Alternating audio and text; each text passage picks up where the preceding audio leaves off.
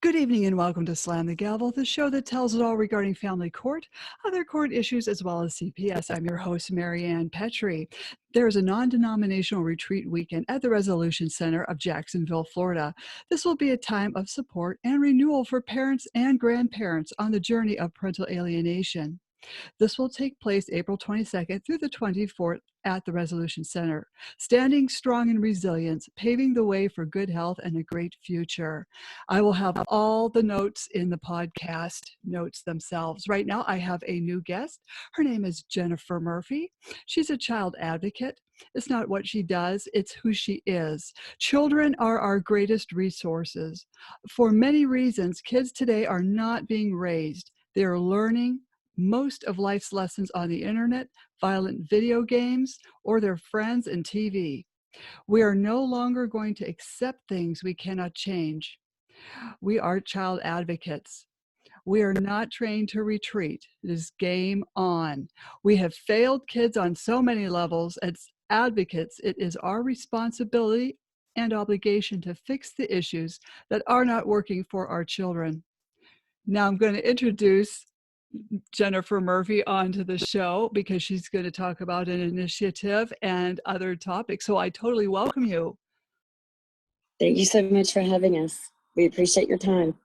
Oh, definitely. We have a lot to learn from you as well. Well, thank you. We are working towards expanding our reach, and it is absolutely true that children have not been raised. And I see evidence of that in 20 and 30 somethings, which to me is mortifying. Mm-hmm. But we know where it all comes from. We know why it started. We know how to fix it. We just need the people who are able to make change. Listen to the ones who know how to make change. And we're struggling with that every day on every topic and issue that we're covering in the task force initiative. Well, tell us, how did that task force initiative begin? How did that start? Children's Alliance Task Force is a full circle event that I experienced about last December, where I encompassed my sex crimes nonprofit with my mental health division. And the name came about like a bolt of lightning from God himself. And that was the name of the sexual abuse treatment program I had the privilege and honor to work for in the mid-'80s when sex abuse was still not spoken in certain company at that point. I was allowed to go to all the schools. This is so far back, we were doing stranger danger. Mm-hmm. After the first 12 months of this program that I worked at, working with victims and offenders, now keep that in mind, y'all, offenders as well. I lost my train of thought.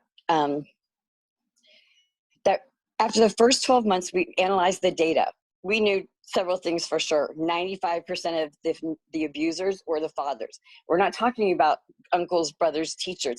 So we were teaching stranger danger. So when we figured out after the first 12 months what our data really said, we changed the game, and that's when I started teaching good touch, bad touch. Mm-hmm. And I have been fighting for sex crimes victims for my entire life. And I felt like it was a God's gift that I try to heal some of these kids for a better life moving on, and then to go after the monsters that hurt them. So the child sex abuse, even though everybody talks about trafficking, child sex abuse is where trafficking starts. There isn't a child on the planet who has not experienced sexual violence in their own home and sometimes their own beds, who grows up thinking, I want to do this for the rest of my life. Mm-hmm. They're not susceptible to predators if they have not already been damaged, hurt, beaten, bruised, and burdened with mothers who did not get treatment or help for the same issue. When I started, 4 women from 4 different generations in the same family were in my office. 4 years ago, ditto that. 4 women, all sexually abused, all raped, all experienced some sexual violence. And this is just the girls. And the boys that we started focusing on early on, our statistics showed 1 in 8 boys, 1 in 4 girls. This is the mid-'80s.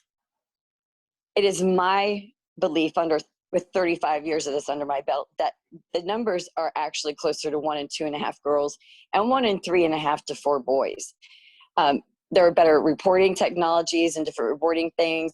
Boys are being taught that they can disclose, but I have seen things I can't unsee and things I can't unhear. And the issue is not trafficking. The issue is sex abuse, child sex abuse and exploitation. That's what leads to children being susceptible to trafficking. So trafficking is a topic. It's not new. It's been around forever. And why you want to go get a bachelor's degree in human trafficking, I'm not sure I know, but it's not that complicated. And here's the kicker. It doesn't need one more dollar to help fix. It needs an in-demand program. It needs to provide a place where judges and lawyers can send these men who are committing a crime. They're not just committing a crime in their neighborhoods when they buy sex from a sex seller. If you buy sex from a sex seller, you are a sex offender, period. End of story. The exchange of money is not consent. And I have an entire document of the stupid things men say to me during the in-demand program, like, oh, well, if she didn't want to do it, she wouldn't. If she didn't like it, well, I thought she liked doing it. It goes on and on. I tell them get a puppy and move on. So the answers are within our grasp. It doesn't need one more. It just needs to refocus. Trafficking is a topic that is connected to gazillion dollars. Between 1987 and 1989, the only other people doing the work that I had the privilege to do was Darkness to Light. And they were kind of hand in hand with us, but it just in a little bit of a bigger way than we were able to achieve and to get out there and do this. And eventually the CPT and DHS changed down here, and after 2 years, it was closed. I've never seen another program since, except what I do. So the initiative encompasses not just the sex crimes and the child sex abuse. It talks about prevention, protection, and prosecution. Prevention is children don't have to be hurt. Abuse is 100% preventable. Sex abuse is 100% preventable, but not if we don't teach them what it's for, what happens. There's no sex ed in schools. There's no health in schools. There's no psychology classes in school. We can predict killers.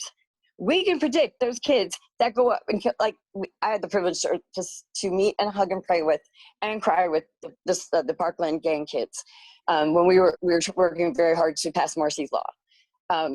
I saw it in their eyes. I saw their tears fall. One minute they were planning their prom and who's going to rent the limo, and the next their lives were changed. That's what we're seeing. So we decided to start with sex abuse, but that's not enough. And then we go after the offenders. That's not enough. I have a program called Healthy Body, Healthy Mind, which teaches children how to transact with each other, what depression looks like, on and on and on and on. Everything children need to know to succeed, they're not getting in school. And this is one of our legislative pushes. So then we decided to add to that. Why would we just stop there? Since I have a program I can charge $250 an hour to do, which I don't, let's look at the other things. That's when I expanded my nonprofit to the mental health and gave that a name.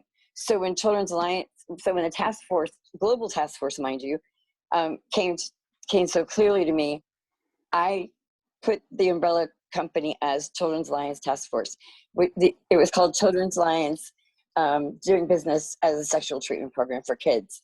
And really the front line, we had definitions for things.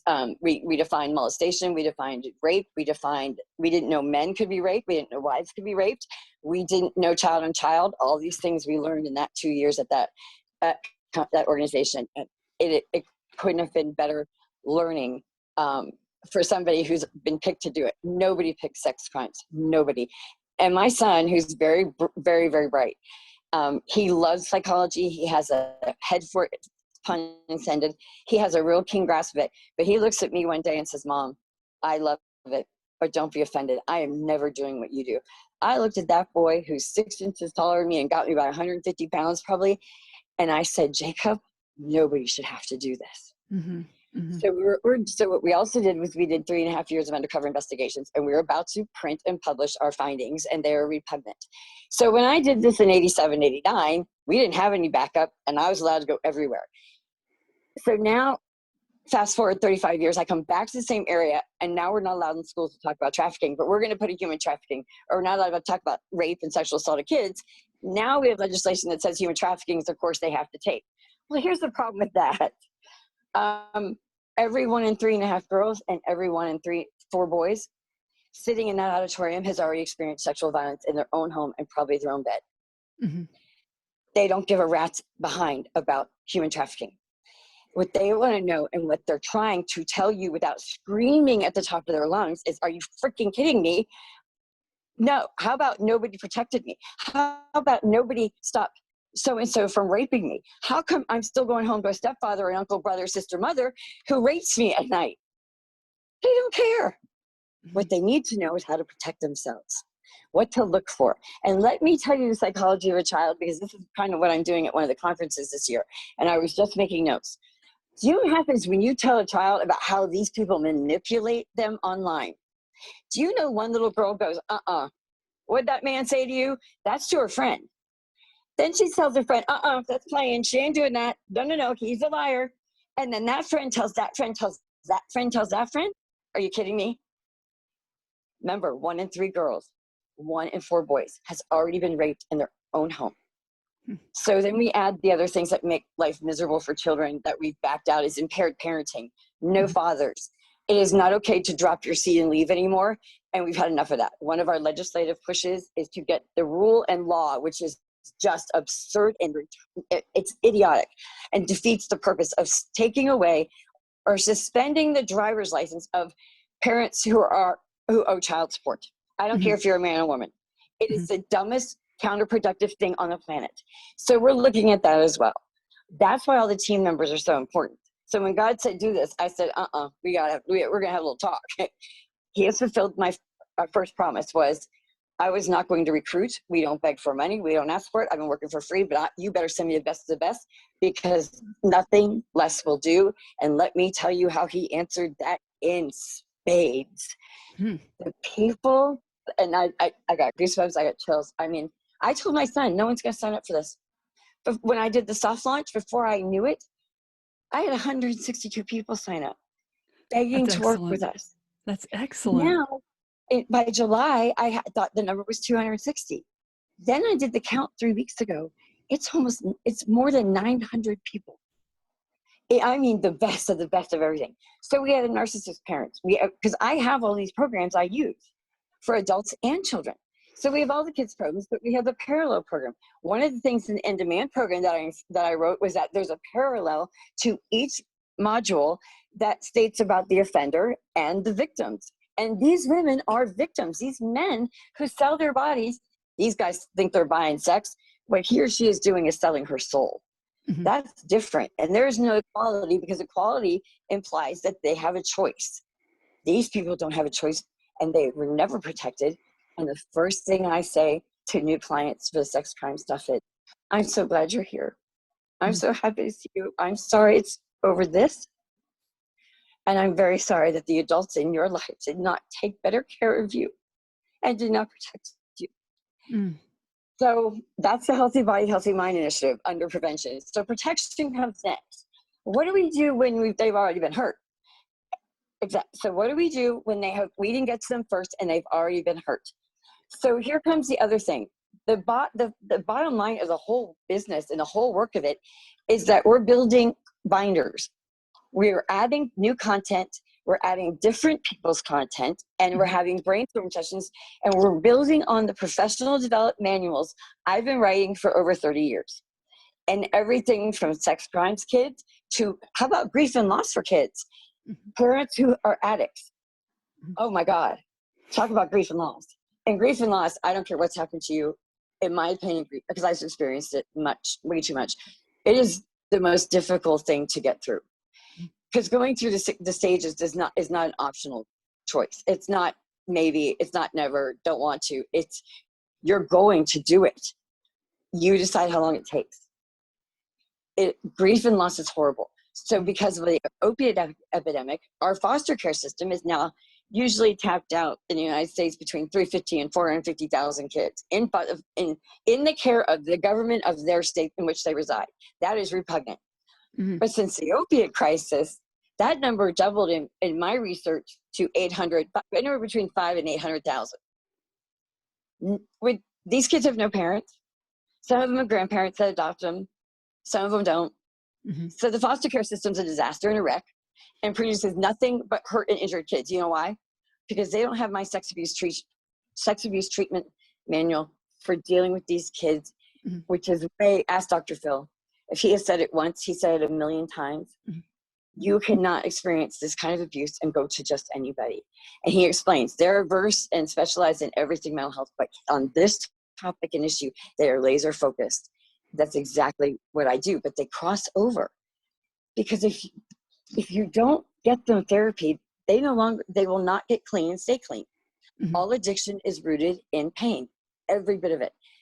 So jails and prisons are filled with victims, front row seat to the shit show that happens to supposed adults when they have been victims of child sex abuse. They start doing drugs early if they haven't already been used on them for making them pliable. Then they start self-medicating before they know it, they're an addict. They're also being re-raped. Whether you're selling your sex services or not, they get re-raped because a predator can smell a victim about 1 million miles away. So the children aren't groomed. The single mothers who were victims of CSA or CSE are groomed first. That predator has to go where he has prey, and it's a proven fact that men who choose to engage in these sex crimes, whether it's a rape, a sexual assault, or buying sex, you're still a sex offender, and they go where they know that the laws are lax and enforcement is laxer. And this area in Southwest Florida doesn't give a rat's ass. That's why the state attorney doesn't care for me, because I'm not going to stop talking about it. And as far as I'm concerned, someone lays the cure to something as vile as sex abuse and sex selling and buying in communities, which degrade the communities and their value. It degrades the foundation of families and how good communities can be for each other. It erodes the fabric of our society, and it never stops because they don't stop unless they're forced to stop, which means you have to go back and tell them why they're doing it in the first place. The modules in the end-demand program, consequences matter. I finally couldn't get anybody to understand it. I broke it down like this. If you bring a new puppy home and it pees on your carpet, and I'm a cat person, so you know where I'm going with it. If it pees on your carpet and you just let it go, guess how many times it's going to pee on your carpet? These men don't even, the judges, the state attorneys, they have no idea what an end-man program can do, and they don't even want to have the conversation. So when Robert Kraft got up after 12 months, and by the way, I did see the video, and there was plenty of evidence. There's a different justice system for poor and white defendants. And it's, by the way, it's not white and black.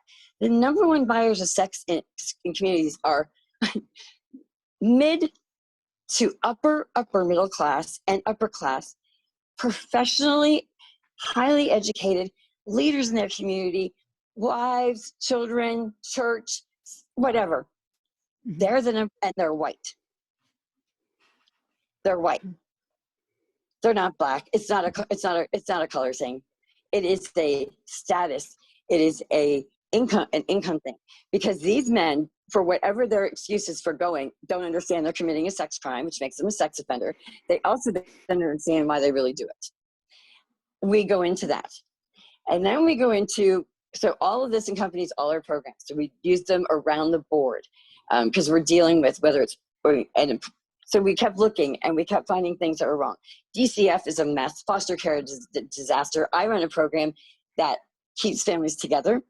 Every quarter, consistently, 83% of our families stay together or they're reunited. They had been separated prior to our involvement, and they go home. Child welfare here, they know me. They don't want to talk to me about it. Well, because you're doing such great work. All of this stuff is follow the money. Oh, Trafficking, a topic with dollar signs. So the devil puts that on the planet so people look that way, not in their children's bed, not in their children's home. So predators go where they need prey, two-legged or four-legged. They can spot a mother victim. I don't know if you're a single mom, but I've been a single mom for way too long, and it is absolutely exhausting. It should never be tried. Should never be done. It is almost an impossible daily thing. And if you work or you have a career, you know, all of it just adds to all that. So then we looked at DCF foster care problem. They don't want to change anything because that's how they make money. Probation and parole. We're going after them too. Probation is set up to fail. Again, that's incarcerated victims. Look around the pods. So what happens when these kids are abused? They self-medicate pretty early. Between 12 and 15 years old is my general range of starting drugs if they haven't been plied with them already. Then the alcohol, and then that doesn't work. So here we go. Well, when you meet these women, because I did some prison ministry on the side. So when you meet these women, they look like adults. Mm-hmm. They might wear adult clothes. They might do a little adulting things, even in jail. But they're 12 to 15 years old. Mm-hmm. And that's where they'll stay. Why are the victims in jails and prisons and these sons of bitches are still out walking the streets? Mm-hmm. And a lot of them just get out of jail. It's the child sex abuse that is the issue that undermines everything. Single mothers are tired. They are so freaking tired. Too many decisions. That's the number one burnout of a single mother, is decision overload. So these guys know exactly what to say to her. They know exactly what to do for her. They know exactly how to earn her trust rapidly to get unfettered access to those children who have already been raped. More than likely, 9 times out of 10, they've already experienced sexual violence from another boyfriend. And then you see what happens to the children who see these men come and go. No fathers. Fathers got a little bit pouty when the women's movement started to move forward. So I wrote a program about how we reintegrate them back into their families and why. And I do not hold punches. I talk about the 9-year-old we found in a cage who was pregnant, nonverbal, could barely speak. She was pregnant. We didn't know how old she was. It was one of those big, horrifying. I found a little girl. She was 11. She'd been missing 6 months. I put a notice out to my little informants, and I said, "Where is she? And I want to know now." They gave me a street to look at. The second house I knocked on, she answered the door. She was 11 years old. She was wearing a tiny lavender colored teddy that I was embarrassed to see. And I was married at the time. Mm-hmm. So that's the issue. The topic is trafficking is a topic. It has nothing to do with this. So that's the basis of the entire initiative, is to go after the one thing that is plaguing society. Plaguing. These kids are all still self-medicating. But again, it's not the little kids. These are the 20-somethings and sometimes 30-somethings. Insanity. So if they're not being, so these are the adult people that I would have seen in their homes when they were children. But I wasn't here, and nobody had my manuals. I was in another country where they love the stuff we do. So then there's DCF, and then there's the worst horrible thing next to sex abuse and grief and loss, in my opinion, is the parental alienation. Mm-hmm. My family has experienced, and I'm sharing this for the first time publicly, 3 generations of parental alienation. And it started for us, myself and my siblings, in the 60s and 70s, before I had a name for it. My father engaged in the same type of toxic, narcissist, horrifying behaviors with our mother. And then my first husband kidnapped my kid. And because my first husband got away with it, 10 years later, I had a little boy. And when he was deported from the country because he was a doctor, he snuck back in the country and stole my son, Christopher, with the same tactics. All untrue, all unfounded. And now my daughter, who was kidnapped first, thinks that she's been told the truth of what happened to her. Mm-hmm. But they've had her alone since she was 8, and she's 28 now. She hasn't even tried to reconnect, despite her silence and despite everything. I have 20 years of trying to reconnect with her. That child was love, light, and joy endlessly. And then it happened again, 11 years later. Not supposed to live through stuff like that. The reason we use the programs we do, Marianne, is because they work. Mm-hmm. The way that I do my clinical work, I had strenuous, rigorous supervision in Canada when I lived there. And that's really why God sent me there. Progressive programs that keep families together, if at all possible. Most people, the parents, they just need ear. And when I train new therapists, there are little things like know your audience. Sometimes that single mom working and going to school, has teenagers that she has never been able to manage because of the disrespect of the now absent father. So we teach the fathers what their role is supposed to be and why. And we're not talking about just, so kind of all over the place, but the PAS is one of our legislative issues, and it next to the Healthy Body, Healthy Mind program, and making people stop taking license away from parents who owe child support. Stop suspending children and sending them home. It's what they want. Mm-hmm. Get a therapist in there. Get somebody in there to help them. Right. They're acting out. Acting out is not a derogatory term in my world. And I told a whole conference at children, child colleagues at Gulf Coast University, that it's a cry for help. When a child does that, there are tantrums, of course, but when a child does that, pay attention. They're not getting their needs met. Mm-hmm. So, but the parental alienation, it's vicious. And the reason it's a crime, and the reason we want the criminal element institutionalized and statute set state by state, is because it's intentional. These adults, I'm going to call them adults and call it loosely, because when you behave like this, you're a 6-year-old, and it's disgraceful and it's pathetic, but it's effective. Mm-hmm. When I tried to explain that to my daughter, I said, you don't even understand. You were the victim. You have no idea what happened to you. Mm-hmm. And it's not your fault. It's not her fault. Mm-hmm. What I didn't count on is there be nothing left of me inside her, mm-hmm. which I had really kind of made a fool of myself for the last 20 years, but I don't give up. There's no, I don't even know what no quit means. that can help and hinder. Don't even. They don't understand. So and these judges, they don't have a program to send them to. We have a program. They don't even know it. So our entire justice system in the United States, and more, and Canada as well, is based on intention. Your first and second degree, your felonies, your misdemeanors, it is all based on whether you did that act intentionally, whether it's stealing a candy bar or you got a book underneath your bag that you didn't see in your cart or something. Mm-hmm. So it matters. It has to matter to everybody. Mm-hmm. And so if our foundation of the justice system is based in intent, that makes PAS a crime. These men and women who engage in these horrifying behaviors know what they're doing. Mm-hmm. Most of them have had to take a class, a parenting after divorce or separation class.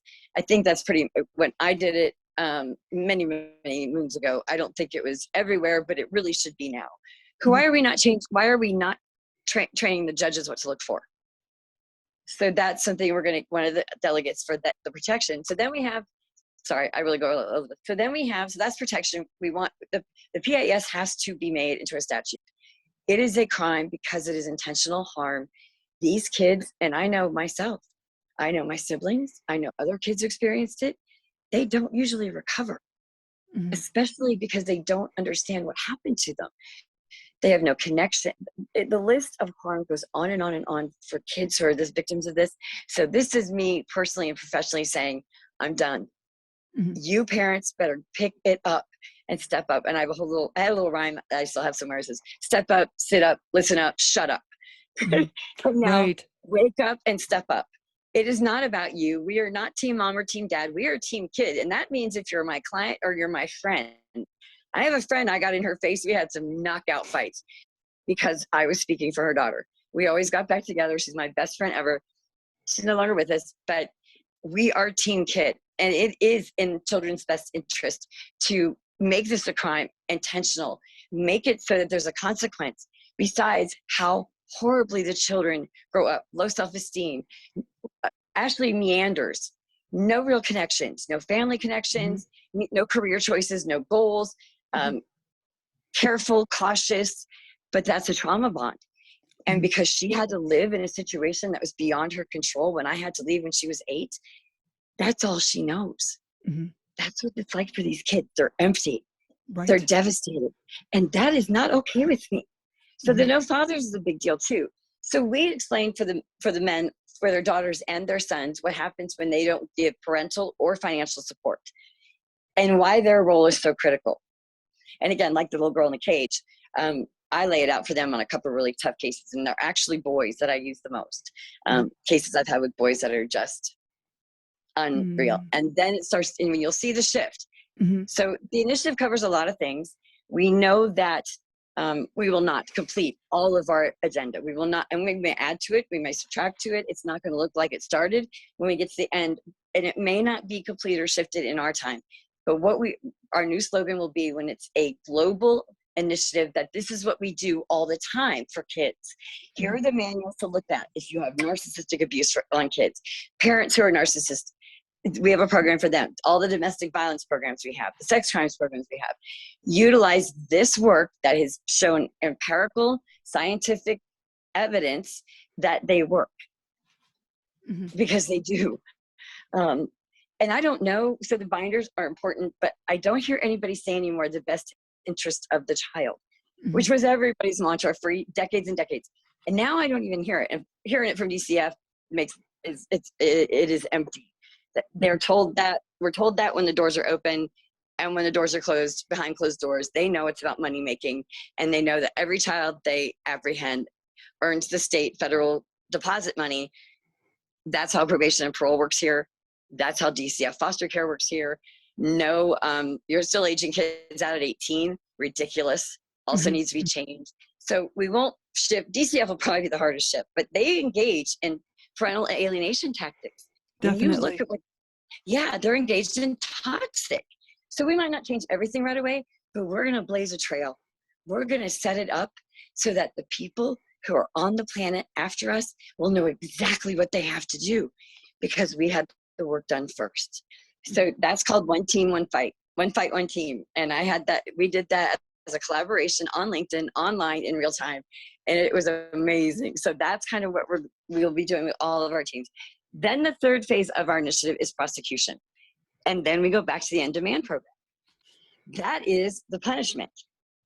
You have to take our 19-module end-demand program, and your services and the money that you give to us to take that course, it subsidizes our sex crimes victims programs, where I refuse to charge a penny. Nobody, not mom, because she's never had help, which is why her child got hurt, her mother probably, and her mother before that. It is so rampant, and the devil is put it here. And he wants everybody to look at trafficking. He does not want us turned that way. And I cannot tell you enough. And it's even a disclaimer in the profile document. I am not kidding. The devil comes after me hard. And I mean it with most sincerity. This is my mission. This is what God gave me to do, not maybe what you guys got to do. I have to move forward whether I want to or not. And I'm telling you, some days I don't even want to.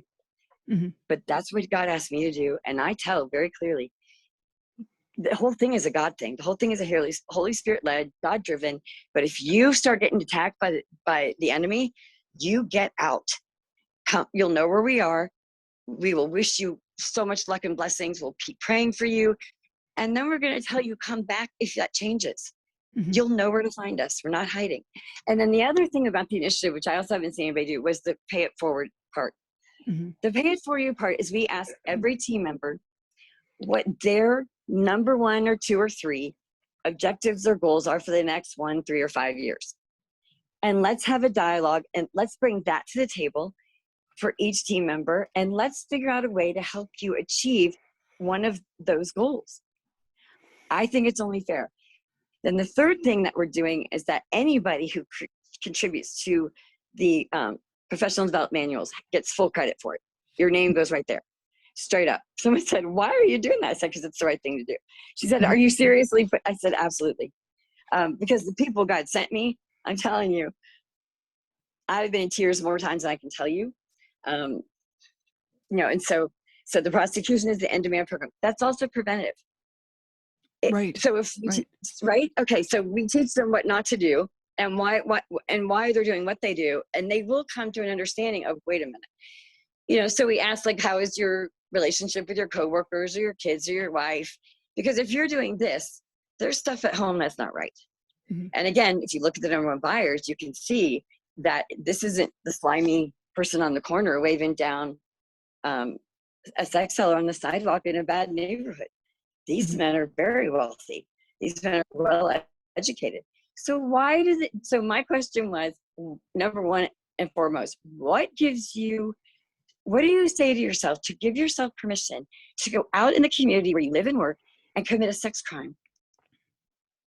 What tells you you can do that? You can hear the pin drop every time I said it. So we also have a pre-quiz. there is a pre-test to do the end-demand program so that I can show them at the end of the modules what they thought when they walked in that door or online, or what, what section and what module was your thinking shifted and changed. And there aren't a lot of aha moments when you do therapy, but you should see the look in their eyes when they go, oh man, you know what? My wife and I, we haven't gotten along in forever. Or my kid hates me, or, I'm having trouble with that coworker at work. And because it's streamlined and because it's all encompassing, it is education, clinical, it is punishment. And that is the financial model of the sex crimes division.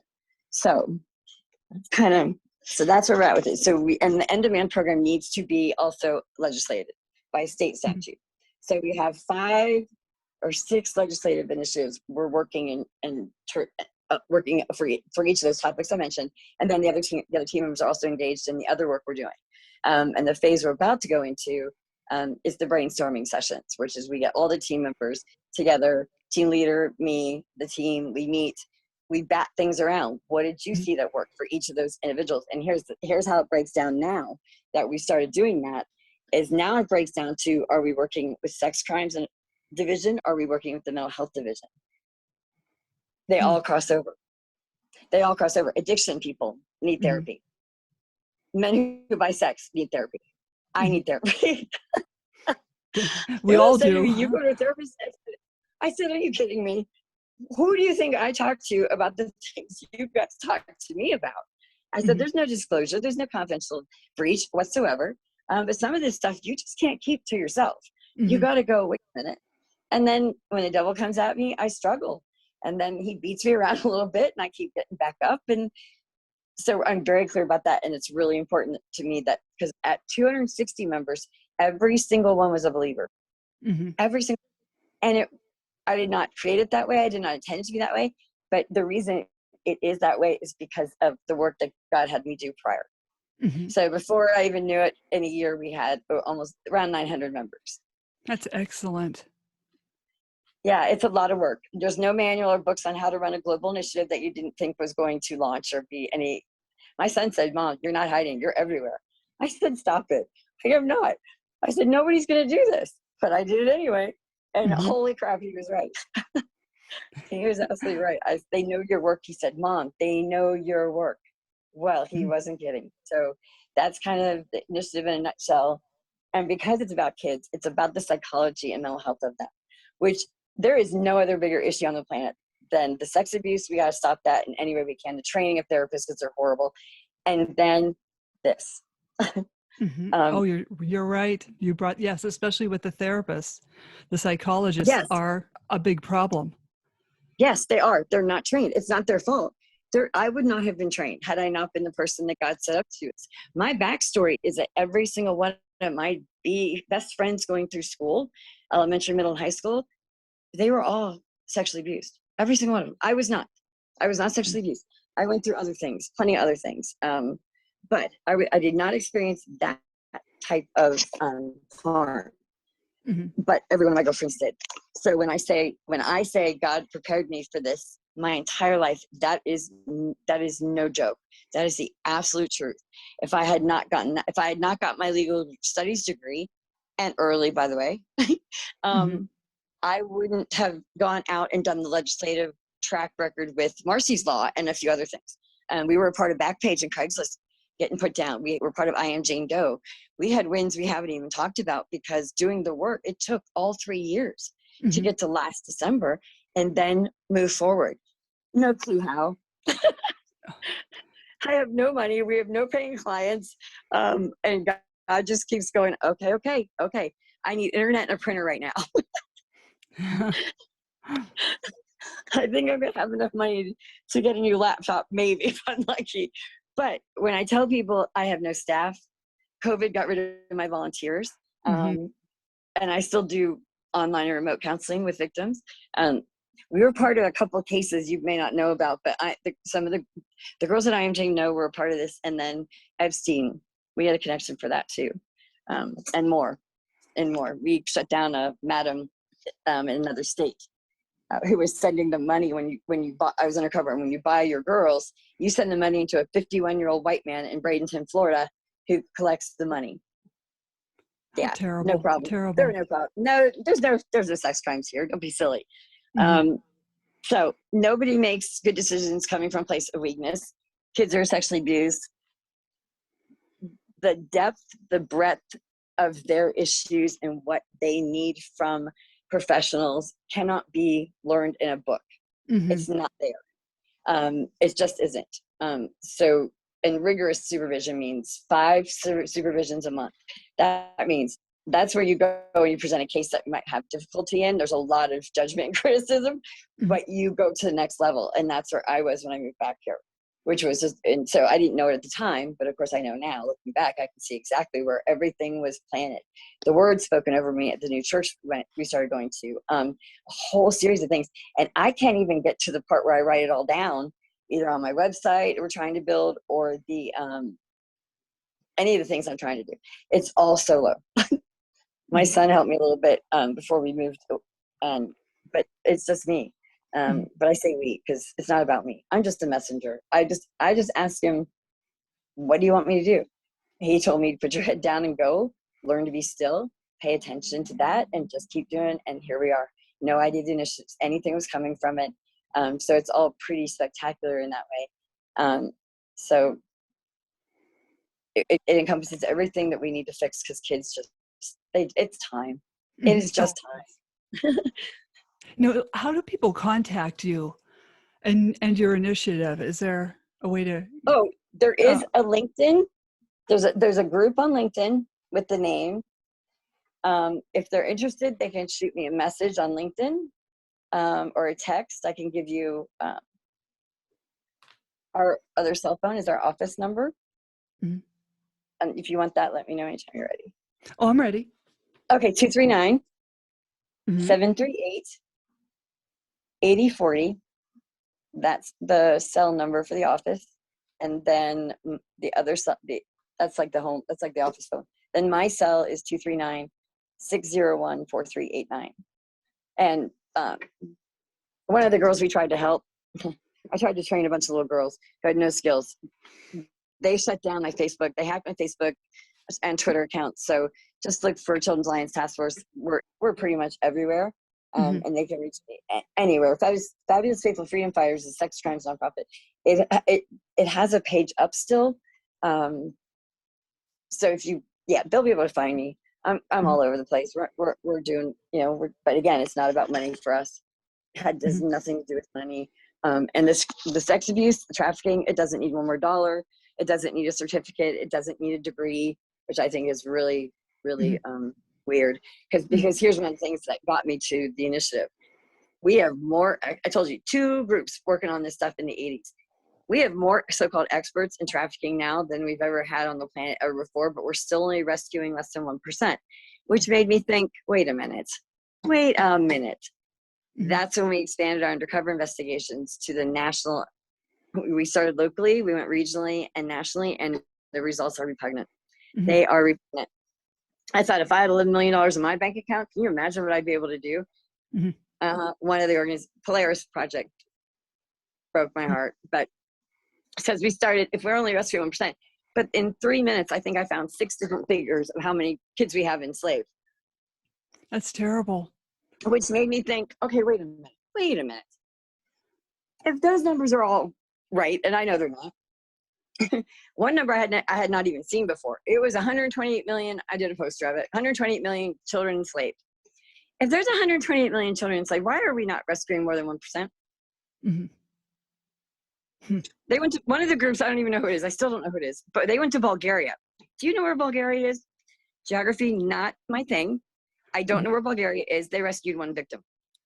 I said, wait a minute. You went all the way to Bulgaria and you found 1 victim? So the undercover investigations aren't for us to get money that other people are giving to other people. It's to open up and knock out that fraud, knock out where people think that these people are doing a thing and they're doing nothing. And the local people are worse than the big people. Worse, way worse. I expected to publish my findings much sooner, because I still haven't done it. But as I stated earlier, life happens. And I was also diagnosed with cancer. So it's kind of just been a mixed bag of stuff. But I'm so thrilled to talk about this with everybody. We just need as many, like I can't tell you, if you know a kid, had a kid, raise a kid, love a kid, sign up. Everybody gets a seat at this table. It doesn't mean that your ideas or your thoughts will be used or not, but everybody gets a seat at this table. And I want to see perspectives that I may not have, which is absolutely possible. And I want to make sure that we're doing the best we can. And this is really, you know, for God's glory. It has nothing to do with me or money. And it just doesn't need all that. It doesn't need the money. The Attorney General, I don't know, a few months ago, released like $1 gazillion to trafficking. And I got a bunch of messages saying, oh my God, apply. I said, why? They're like, aren't you excited about this? I said, nope. Because it's going to go to the same people who already have $1 million and more in their accounts, and they're not doing anything. And if the Attorney General of the United States thinks that that's going to fix it, we got bigger problems than we know about. So that's why the initiative had to be all encompassing. That was how I was prepared. And little by little, I just stayed in it. I tried to get out. I was going to do nothing but legal work. I tried to go. God said, He has a plan for you. Oh, yeah, exactly. He said, go sing and play piano on your own time and sing at church. He said, and see, he knows I like being in the background, unless I have my piano and a microphone, or a microphone and I got music in the background. Otherwise, I don't want my name out there. I didn't want my picture out there. Everybody kept telling me, you've got to be seen. They have to see you. They're like, you change when you talk about this. I said, I hate the video stuff. I don't like Zoom. I'm old school, but I'm adapting to it. And I just did a podcast with Antoinette Villarreal, who's a contact and connection on LinkedIn. And we had an amazing talk. And here's the other thing. The trafficking people that signed up for this initiative, they're going to get really ticked off. They're going to be really ticked off when we show so clearly how the frauds and the fakers and the liars, which I just cannot stand. I cannot stand lying. It's a manipulation, and you don't get to, I hate it. So, but that's what they're all doing. And again, that's where the devil wants everybody focused on. We know how to fix this. We know how to fix the kids. We know how to fix their mom. I sent this two falls ago. I sent the end-demand flyer, which explains what it does, explain what it's for, and why. It's 50 governors email. Then another 50 to whatever social media account we could find to post it on. Ditto for state attorneys, their email, and again, social media. That is, if we do the math right, 200 times that end-demand program flyer went out. Would you care to take a guess at how many inquiries we got after we sent it out 200 times?